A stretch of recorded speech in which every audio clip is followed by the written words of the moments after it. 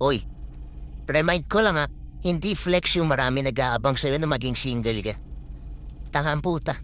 Hindi ka gusto mahalin ng mga yan. Gusto ka lang nilang tikman. Hindi mo naisip. Naivang puta. Yan na naman Tanga-tanga na naman tayo dyan, di ba? Oh, when people gives you attention, it doesn't automatically mean they want your love and affection. Fuck, that's so easy. Ito pa problema sa mga fragile yung ego na tao.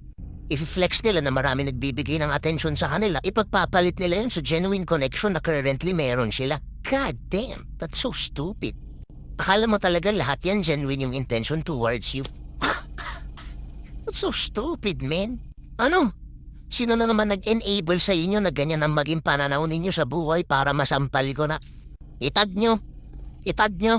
Tinuturuan na naman kayo maging mababaw na tao, Diyos ko. Bakit ako malulungkot? Kung marami naman nag-aabang single era ko. Really? Here's a reason to be lonely. Gusto ka lang nilang tikman.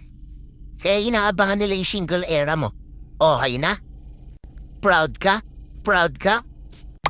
Kung meron kayong ganyang perspective, ladies and gentlemen, ngayon niyo ako sagutin na hindi kayo people pleaser. You're not doing any kind of stuff in social media just to get attention and validation. Parang hindi nagbabangga yung reasoning. Oops, sorry. Natabig ko yata yung fragile na ego. Oo, nabalik. Nice.